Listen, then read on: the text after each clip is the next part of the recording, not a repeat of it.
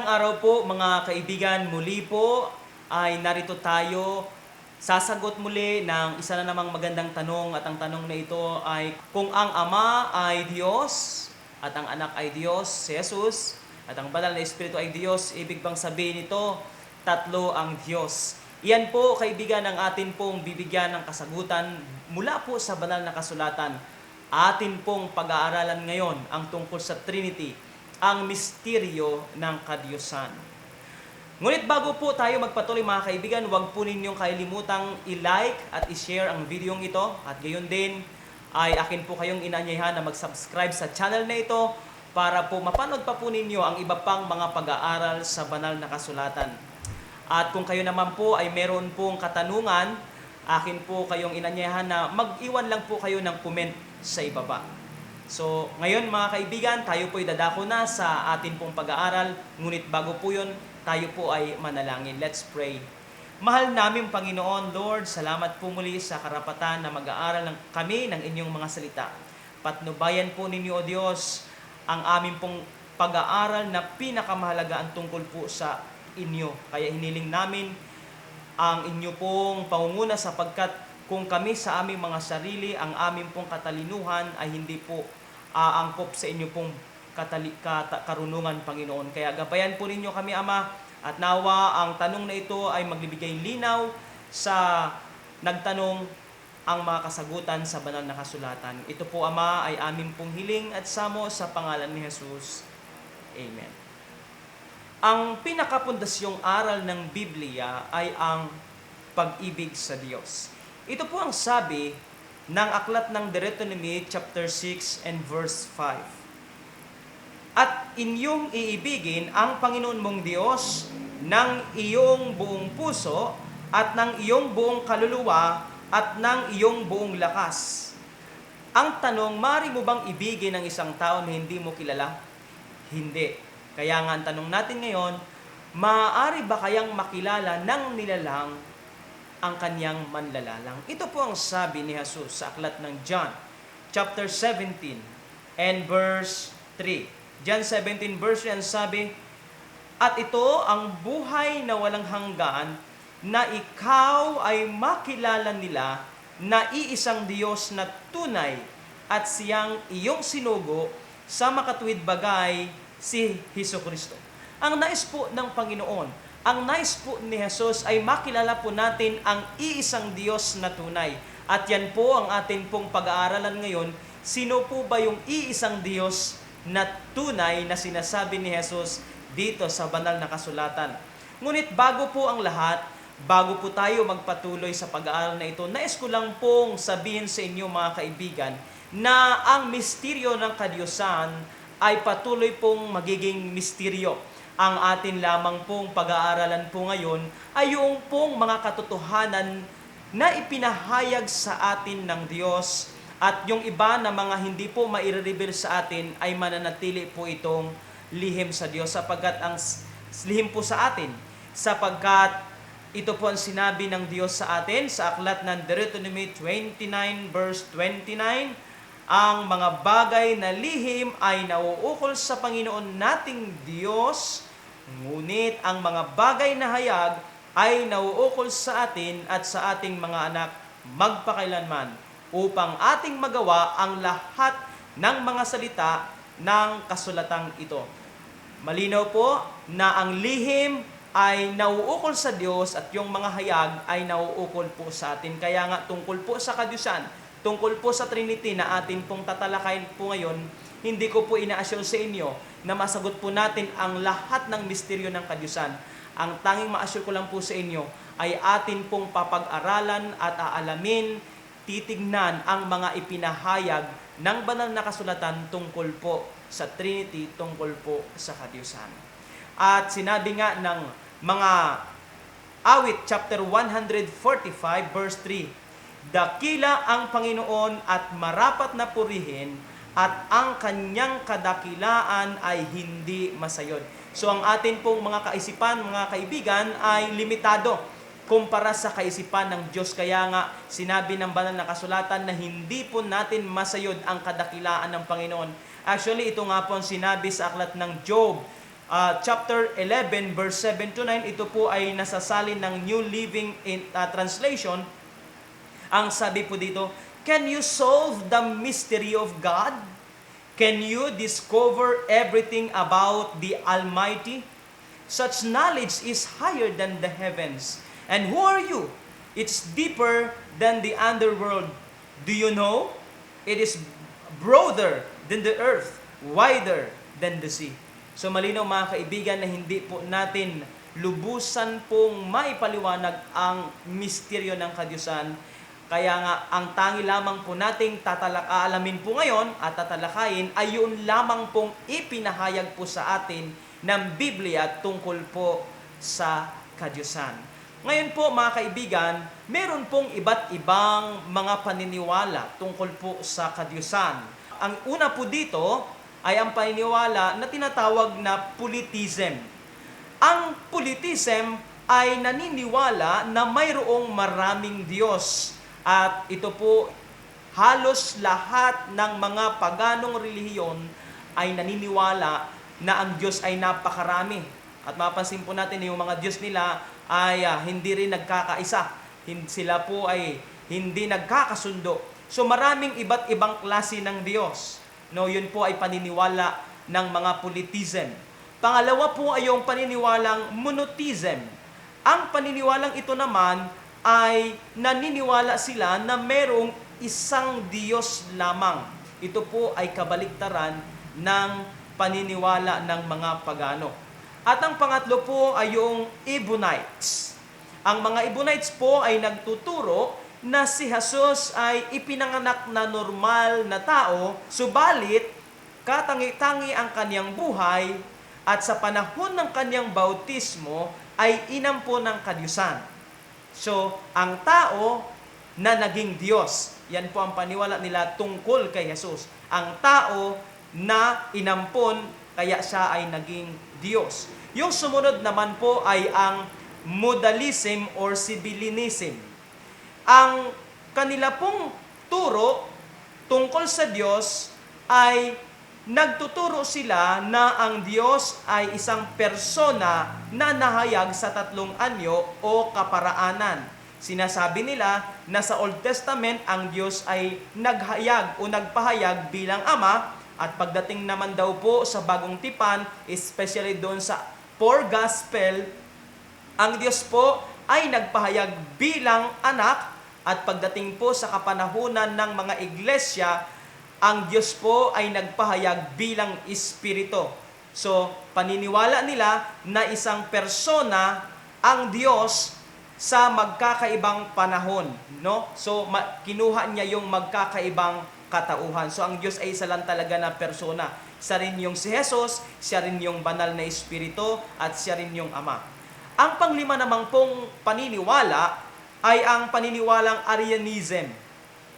Ang paniniwalang ito ay nagsasabi na si Jesus ay ang unang nilalang or first in creature. Unang nilalang ng Diyos Ama.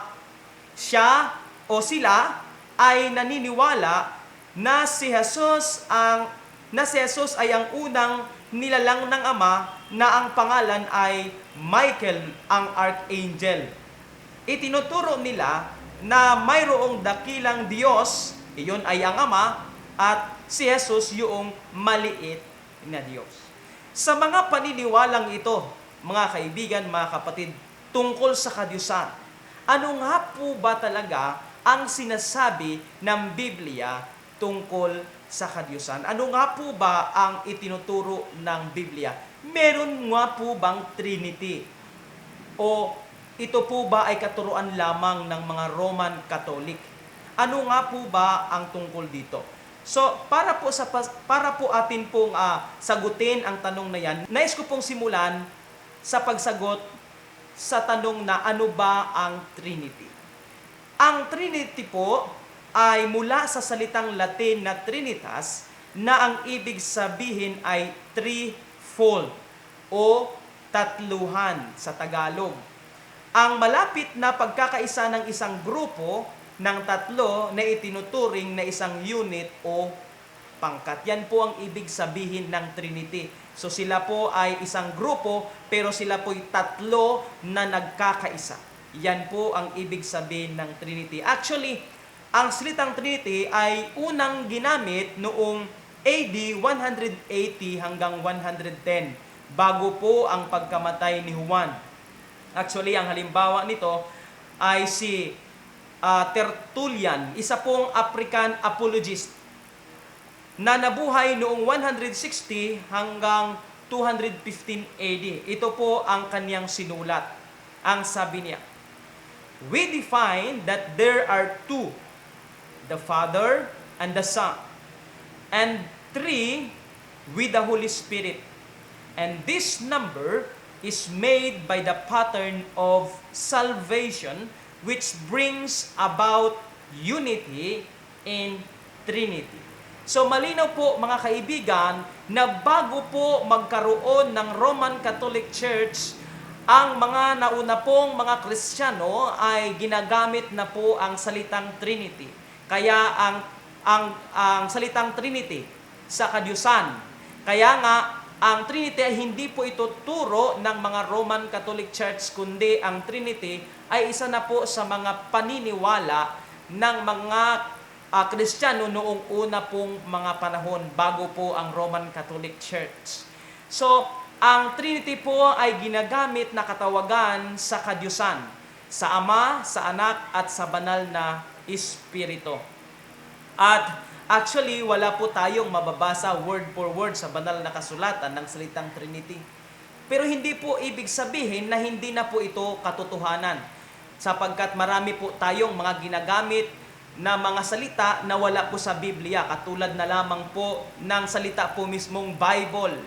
Ang salitang Bible ay hindi po natin mababasa sa Biblia. Pero tayo po ay naniniwala na yung pong Bible, ito po yung pong kabuuan o yung 66 na libro na nakasulat sa Biblia. Yan po ang salita ng Diyos. Ang isa naman pong halimbawa ng mga salita na ginagamit po natin ay yung salitang millennium. Wala po tayong mababasa sa Biblia na salitang millennium, pero ginagamit po natin ito bilang pantukoy sa 1,000 taon sa langit na binanggit ng Revelation chapter 20, sapagkat ang ibig sabihin ng millennium ay 1,000 taon. Gayon din po ang Trinity. Ang ibig sabihin ng Trinity ay isang grupo na mayroong tatlong nagkakaisa. Yan po ang ibig sabihin ng Trinity. Kaya ito po ay ginagamit po sa kadyusan. So muli po ay atin po aalamin. Kasi ang sabi ng iba, sabi nila kung ang Ama ay Diyos, ang Anak ay Diyos, ang Panginoong Hesus, at ang Banal na Espiritu ay Diyos, ibig bang sabihin sila ay tatlong Diyos?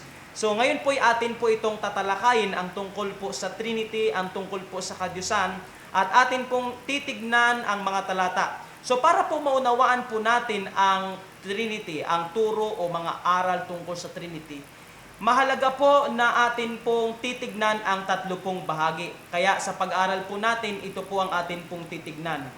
Una, atin pong titignan sa banal na kasulatan ang mga talata na nagsasabi na ang Diyos ay iisa. At pangalawa, atin pong titignan din sa sa banal na kasulatan ang mga talata na nagsasabi na ang Diyos ay higit sa isa. At ang panghuli ay atin pong ipagsasama ang dalawang mga pahayag na ito ng banal na kasulatan upang atin pong makita kung ano nga po ba ang nais o kahulugan ng mga sinasabi na katotohanan tungkol sa kadyusan, tungkol sa Trinity. So ngayon po, isisimulan na po natin, atin pong titignan una sa Biblia ang mga talata na nagsasaad na ang Diyos ay iisa. Sisimulan po natin sa Lumang Tipan. Una po sa Deuteronomy chapter 6 verse 4. Ito ang sabi ng Biblia, "Dinggin mo, O Israel, ang Panginoon nating Diyos ay isang Panginoon." Malinaw po na ang ating Panginoong Diyos ay isang Panginoon. Pangalawa pong talata sa Isaiah 44 verse 6 and 8. Ganito ang sabi ng Panginoon ng Hari ng Israel at ng kanyang manunobos na Panginoon ng mga hukbo. ako ang una at ako ang huli, at liban sa akin ay walang Diyos. Pansinin po ninyo ang sinabi ng talata, mga kaibigan, na sa talatang ito ay meron pong dalawang Panginoon. Yung una ay yung Panginoon ng Hari ng Israel. Ito po ay walang iba kundi ang Ama. At pangalawa po ay yung Panginoon ng hukbo, ang manunubos. Ito po ay walang iba kundi ang atin pong Panginoong Hesus. So dalawang Panginoon na sinabi diyan, liban sa akin ay walang Diyos. Kapansin-pansin. Sumunod po na katunayan, sumunod po na talata na nagsasabi ang Diyos ay iisa sa Isaiah 45 verse 22. Ang sabi po ng talata, kayo'y magsitingin sa akin at kayo'y mga ligtas, lahat na taga-wakas ng lupa, sapagkat ako'y Diyos at walang iba liban sa akin. So yan po ay ilan lang sa mga talata na nagsasaad na sa lumang tipan, na nagsasaad na ang Diyos ay isa. Ngayon, punta po tayo sa bagong tipan. Ito naman po ang sinabi ng bagong tipan tungkol sa ang Diyos ay iisa. Marcos chapter 12 verse 29. Sumagot si Jesus, ang Pangulo ay pakinggan mo, O Israel. Ang Panginoon nating Diyos, ang Panginoon ay iisa. Sa konteksto po ng talatang ito, meron pong isang iskriba ang nagtanong kay Jesus na kung ano ang una at pinakadakilang utos, at sinagot siya ni Jesus, yan po yung verse 29 na atin pong binasa. At sa salita pong ito po ay kinote ni Jesus lamang doon po sa Deuteronomy chapter 6 verse 4 na binasa natin kanina. So inulit lang po niya. Kaya nga pagdating po sa verse 32 ay sinabi po ng iskriba kay Jesus ay ganito, sa katotohanan, Guro, ay mabuti ang pagkasabi mo na siya'y iisa at wala nang iba liban sa Kanya. So nakita po natin na dito sa bagong tipan ay binibigyan ng diin ng Biblia na ang Diyos po ay iisa. Isa pa pong talata sa John chapter 10 verse 30, sinabi po ni Jesus, ako at ang Ama ay iisa. Isa pa pong talata sa John 14 verse 10 and 11, hindi ka baga nananampalataya na ako'y nasa Ama at ang Ama ay nasa akin? Ang mga salitang aking sinasabi sa inyo ay hindi ko sinasalita sa aking sarili, kundi ang Ama na tumatahan sa akin ay gumagawa ng kanyang mga gawa. Magsisampalataya kayo sa akin na ako'y nasa Ama at ang Ama'y nasa akin, o kundi kaya'y magsisampalataya kayo sa akin dahil sa mga gawa rin. So dito, sa talatang ito, nakita po natin ng pagdidiin ng Panginoong Hesus na siya at ang Ama ay iisa. So, yan po yung pong mga talata sa Luma at Bagong Tipan na nagsasabi na ang Diyos ay iisa. Ngayon naman po ay atin pong titignan ang mga talata na nagsasabi na ang Diyos ay higit sa isa. Tingnan po natin sa Lumang Tipan. Ito po ang sabi, Genesis chapter 1 verse 26. At sinabi ng Diyos, ang salita pong Diyos ay mula po sa Hebrong salita na Elohim. Ito po ay plural. So yung Diyos po ay plural, hindi po siya singular. So ito po ay nagpapatunay na ang Diyos ay hindi iisa. Sumunod po ay sinabi diyan at sinabi ng Diyos, lalangin natin ang tao sa ating larawan ayon sa ating wangis, at magkaroon sila ng kapangyarihan sa mga isda, sa dagat, sa mga ibon, sa impapuwid, sa mga hayop, at sa buong lupa, at sa bawat umuusad na nagsisiusad sa ibabaw ng lupa. So nakita po natin sa talatang ito, mga kaibigan, ang salita pong lalangin natin at saka yung atin or ating ay nagpapahiwatig na ito po ay plural. Ibig sabihin, nung laglalang po ang Diyos, hindi po nag-iisa. Ang tanong po ay, sino po ba ang manlalalang? Malinaw po na ang Ama po ang manlalalang. So atin po iyang pinaniniwala ang lahat ng mga Kristiyano. Ang pangalawa po, ang anak. Ang sabi po ng 1 chapter 1 verse 1 to 3, at saka verse 10. Nang pasimula siyang verbo at ang verbo ay suma sa Diyos at ang verbo ay Diyos, ito rin nang pasimula ay suma sa Diyos, ang lahat ng mga bagay ay ginawa sa pamamagitan niya. Yung verbo po mga kaibigan ay walang ibang kundi si Jesus sang-ayon po sa verse 14. At sinabi po ng talata na ang lahat ng mga bagay ay ginawa sa pamamagitan niya.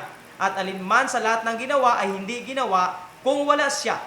Siya'y nasa sanlibutan at ang sanlibut ay ginawa sa pamamagitan niya.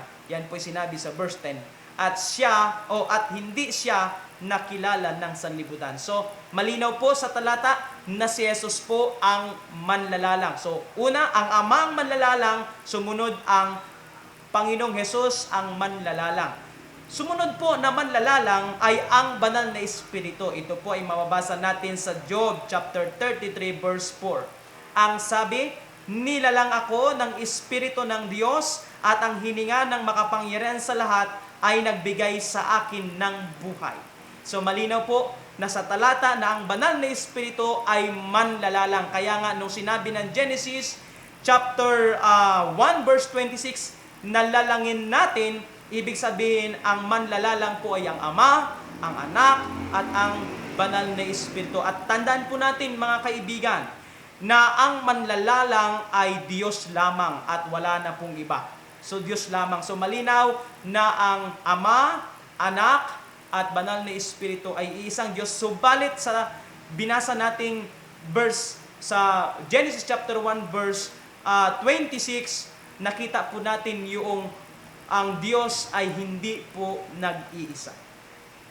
Sunod po na talata na nagpapatunay na ang Diyos ay hindi isa, ito po ay mababasa natin sa Genesis chapter 11 verse 7. Ang sabi dito, ang context po nito mga kaibigan ay sa panahon po nung panahon na pagtatayo ng tore ng Babel. At nung nagtatayo na po ng tore, ang mga tao ay dumating po ang Diyos at ito po ang sinabi niya sa verse 7.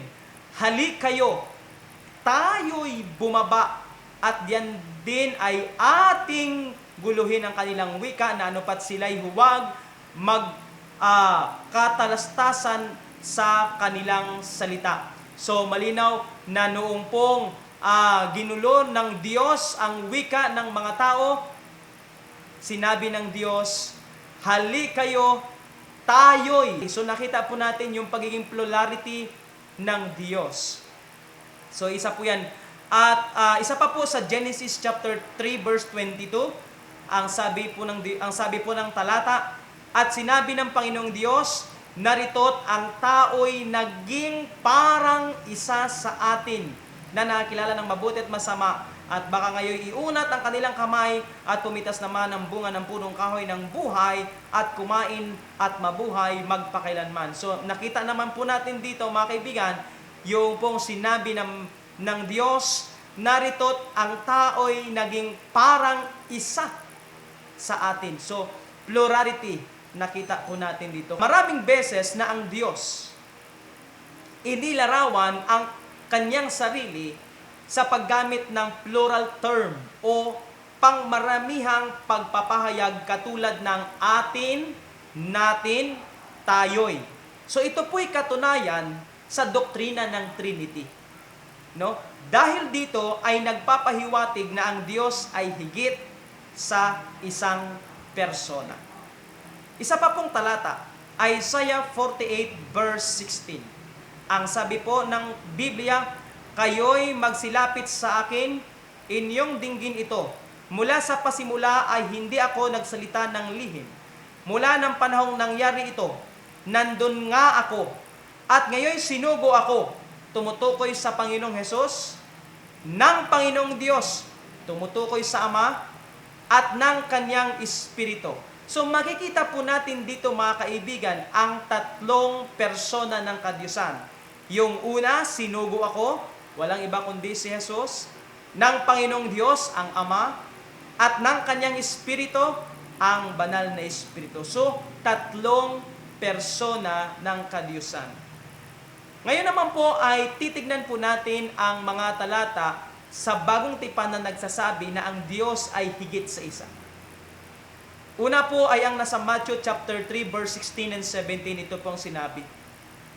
At nang mabautismohan si Jesus, pagdakay umahon sa tubig, at narito nangabuksan sa kaniya ang mga langit, at nakita niya ang Espiritu ng Diyos na bumababang tulad sa isang kalapati at lumapag sa kaniya, at narito isang tinig na mula sa langit na nagsasabi, ito ang sinisinta kong anak na siya kong lubos na kinalulugdan. Narito muli po ang tatlo. Si Jesus, yung pong binautismohan, ang Espiritu ng Diyos, nagdagan yung kalapati, bumaba sa kanya, at ang Ama, ang nagsalita na mula sa langit. Tatlong persona ng kadiyusan. Sumunod naman po ay nasa John chapter 14 verse 16. Sinabi po ng talata, at ako'y dadalangin sa Ama, at kayo'y bibigyan niya ng ibang mang-aaliw upang siyang sumainyo magpakailanman. Muli, nakita natin ang tatlong persona. Si Jesus ang nananalangin sa Ama, yung pangalawa. At yung pangatlo, ang mga aliw, walang iba kundi ang banal na Espiritu. Isa pa pong talata sa John chapter 15 and verse 26.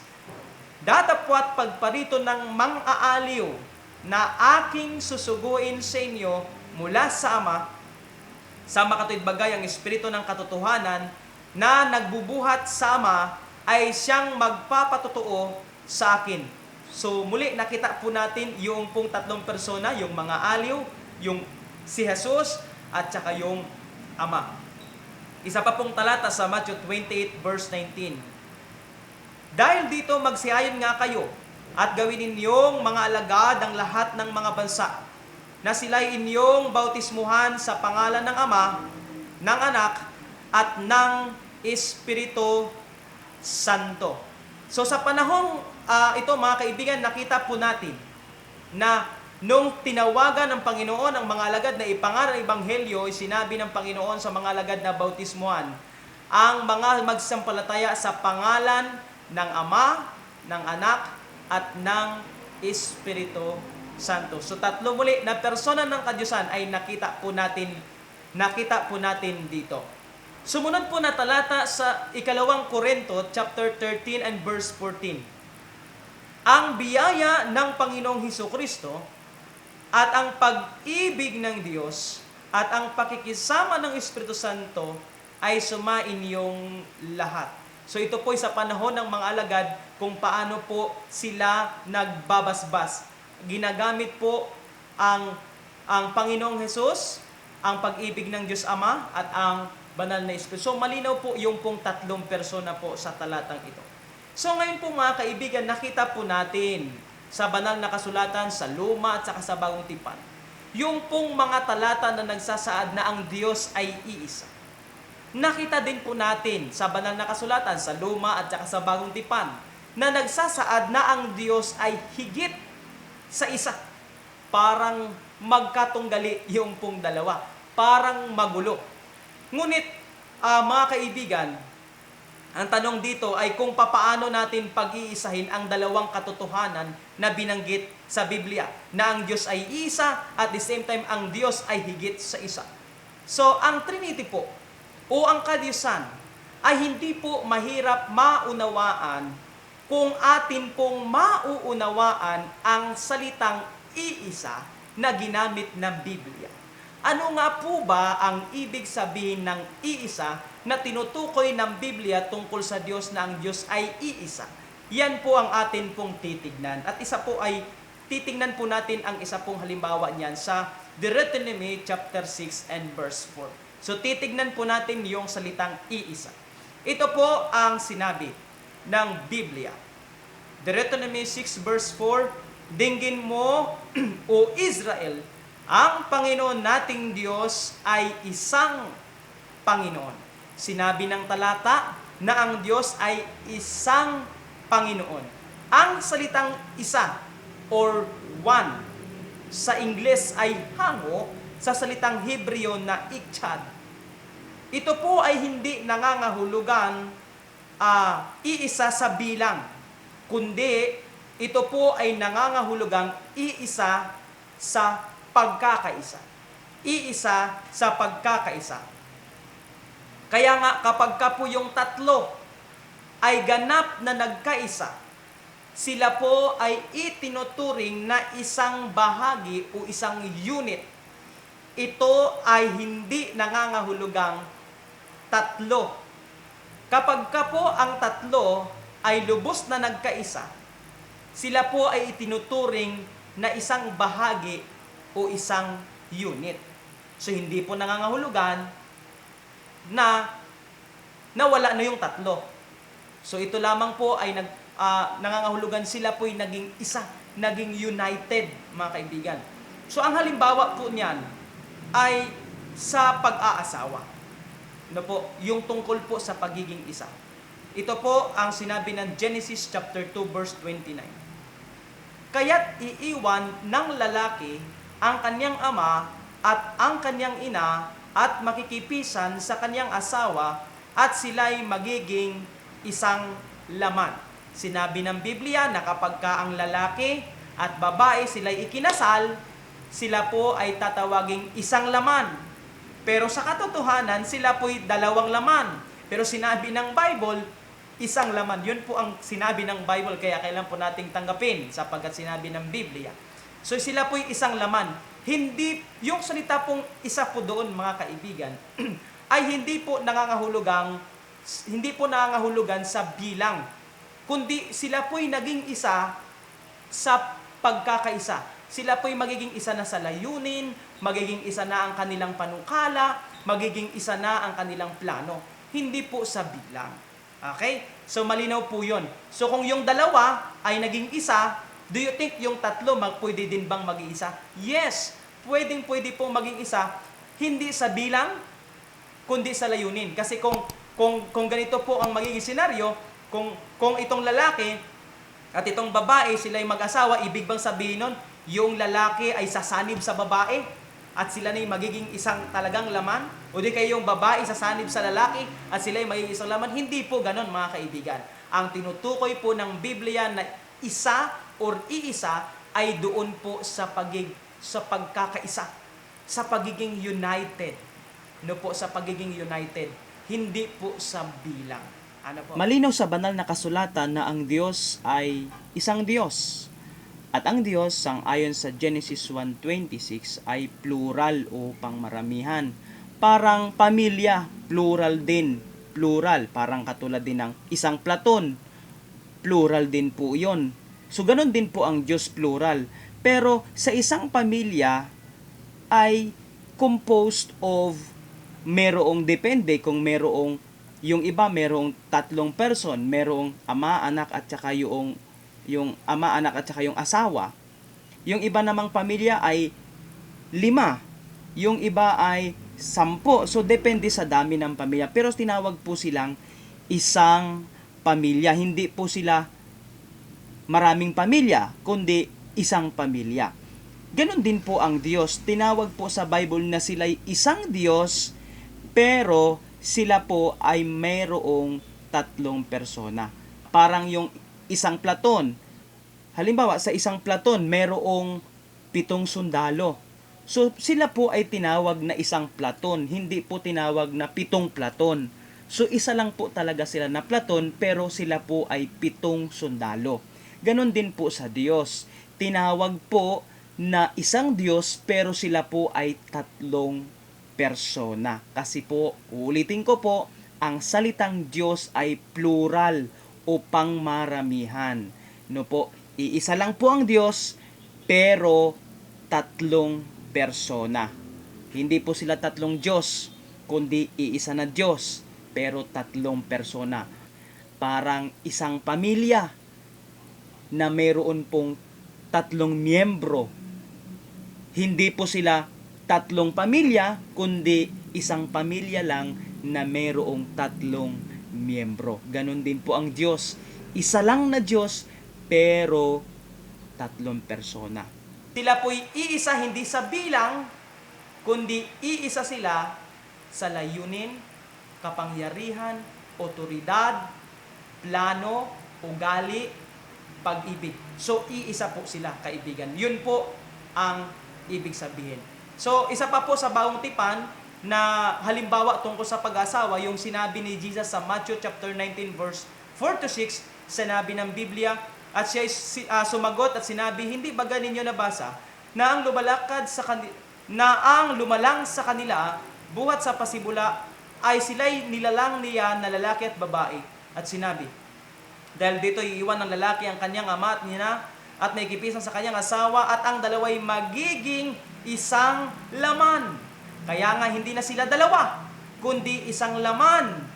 Ang pinagsama nga ng Diyos ay huwag paghiwalayin ng tao. So malilinaw po dito nung kinot ni Jesus Christ yung binanggit sa Lumang Tipan. Sinabi ni Jesus Christ na pag ang lalaki at babae nagsama, sila ikinasal, ang sabi hindi na sila dalawang laman, kundi sila isa ng laman. Pero hindi po nangahulugang isa na talaga silang laman. Yang sinasabi ni Jesus Christ dito ay yung pagiging isa nila. Hindi sa bilang, kundi sa pagkakaisa.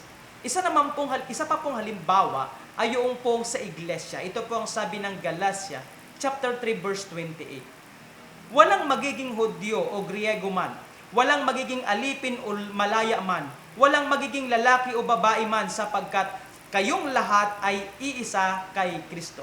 So nakita po natin, hindi po ibig sabihin na yung mga Kristiyano, sila po'y magsasanib sa isa't isa at sila po'y magiging isang katawan. Hindi po. Ang ibig sabihin, sila po'y nagiging isa sa layunin, gawain, pananampalataya. Yun po ang ibig sabihin. Kaya yung pong salitang iisa or isa ay hindi po nangangahulugang bilang, kundi ito po ay nangangahulugan sa pagkakaisa. Isa pa pong talata sa 1 Corinthians 12 verse 20, dadapwat maraming mga sangkap nga, ngunit iisa ang katawan. So malinaw po na ang tinutukoy ng talata sa banal na kasulatan na noong pong binanggit ang Diyos ay iisa, ang Panginoong Diyos ay iisa, ito po ay tumutukoy hindi sa bilang, kundi sa pagkakaisa.